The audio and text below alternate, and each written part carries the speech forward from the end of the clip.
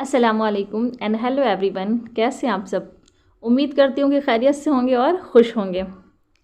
आज का व्लॉग हमारा शुरू होता है सुबह के वक्त से। वैसे तो हम सुबह में क्या बनना है रात में ही डिसाइड कर लेते हैं, और आज हमने डिसाइड किया था कि हम खिचड़ी बनाएंगे।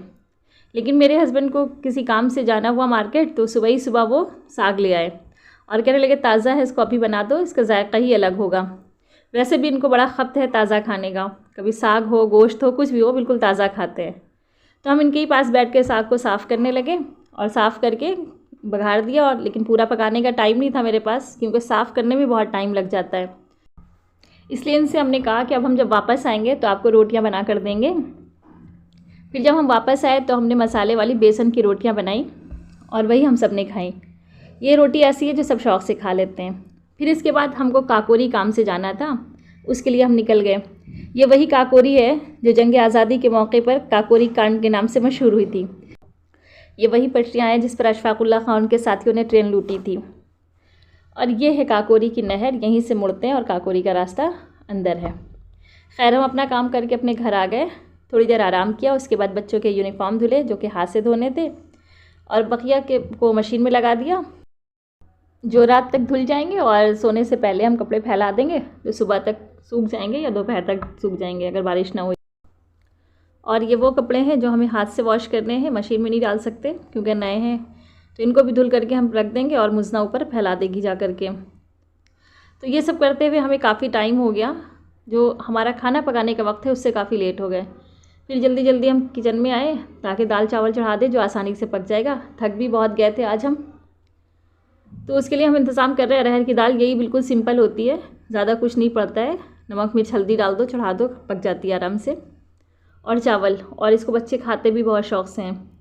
और जब हमको जल्दी होती है तो हम दाल में ही सब्ज़ी उबाल लेते हैं और बाद में बघार देते हैं। अब आज हमें आलू बनाना है, आलू के कबाब।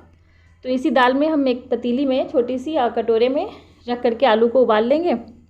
और साथ में जब हमारी दाल पक जाएगी तो साथ में आलू भी उबल जाएंगे, तो अलग से छीलने की और बघारने का झंझट नहीं रहेगा।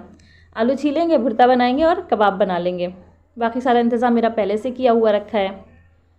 इतने में मुनव्वरा आ गई और भूख भूख करने लगी, क्योंकि आज असर में इनको कुछ मिल नहीं पाया था। जैसे कि आमतौर पे हम असर में कुछ ना कुछ इन लोगों को दे देते हैं खाने के लिए।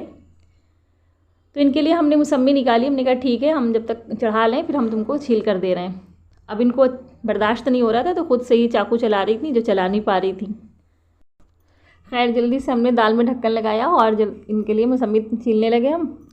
और जो मेरे मौसम्मी छीलने का तरीका था ये देखकर तो इनको इतनी हैरत हो रही थी। कहती अम्मी ये लेयर कैसे बन रही है, कैसे जुड़ा हुआ है आपस में, बार बार यही सवाल कर रही थी हमसे। तो इनको तो हमने मौसम्मी दे दी छील करके, साफ़ करके और नमक डाल करके। हमने कहा तुम और मुजनापी खाओ जा करके, फिर उसके बाद पढ़ने बैठ जाना, मेरा इंतज़ार नहीं करना। और उसके बाद फिर हम दूसरी तरफ अपना काम करने लगे। दाल चढ़ा ही चुके थे, जल्दी से चावल चढ़ाया। और वो देखिए दाल में सीटी आ गई है। और चावल भी मेरे जब तक पक जाएंगे तब तक के हम आटा गूंद रहे हैं। आटा गूंद लेंगे जब तक ये दाल चावल पक रहा है, आटे को भी रेस्ट मिल जाएगा। जब आटा थोड़ा रेस्ट ले लेता है तो रोटियां बहुत अच्छी बनती हैं। अगर फ़ौरन बनाओ तो रोटियां फटी फटी सी रहती हैं, अच्छी नहीं बनती हैं। आटा गूंद कर हम आ गए नमाज़ पढ़ने के लिए। वैसे तो हम खाने के बाद नमाज़ पढ़ते हैं, लेकिन सोचा कि पहले पढ़ लें ताकि देर ना हो। और यहाँ ये नुआरा पढ़ाई कर रही है। हिम्मत वाला, गति, चाल, धीमी, हमें ये लिखा है बंद, क्षमा, माफी, प्रशंसा, तारीफ। और हम नमाज़ पढ़ करके आ गए। प्रेशर निकल चुका था। हम सबसे पहले रोटियां बना रहे थे। आलू छील के रख लिए हमने, और रोटियां बनाते बनाते गैस ख़त्म हो गई। ये देखिए कितनी धीमी हो गई। अब हमने सोचा कि जल्दी से इसे हटा करके दाल बघार लें ताकि दाल चावल ही खा लिया जाए, रोटी सुबह बना लेंगे। लेकिन अब वो भी नहीं हो पाया। जैसे ही तेल डाला हमने, गैस बिल्कुल चली गई। जितनी हमको देर हो रही थी उतनी ही देर में और देर हुई। फिर खैर दूसरा सिलेंडर लगाना पड़ा। लेकिन साथ में ही टेंशन भी हो रही थी कि देर हो जाएगी, फिर बच्चे सोएंगे नहीं, सुबह उठ नहीं पाएंगे जल्दी से, फिर सुबह के काम कैसे होंगे। लेकिन इसी टेंशन के साथ ही साथ हमने सिलेंडर अपना लगा लिया। और लगाने के बाद फिर हमने अपना पूरा काम किया जो जैसे करना था। वैसे तो हम सोच रहे थे कि रोटियां छोड़ देंगे, बच्चों से कहेंगे दाल चावल ही खा लो। लेकिन जब सिलेंडर लगा लिया तो फिर अब क्या, सब कुछ तो तैयार ही था।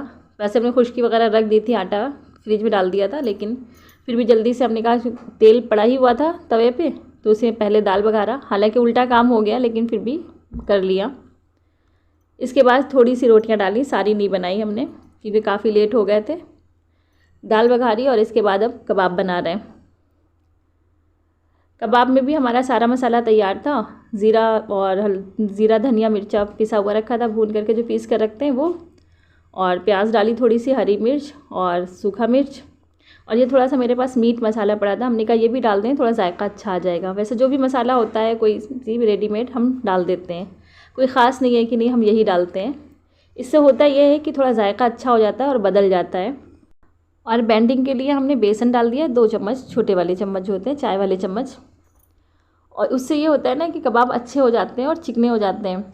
और बेसन हम वैसे भी हमेशा भून कर ही रखते हैं, और ख़ास तौर से बरसात में, ताकि कीड़ा ना लगे, वरना अगर ऐसे रख दो तो उसमें कीड़े पड़ जाते हैं, घुन लग जाते हैं।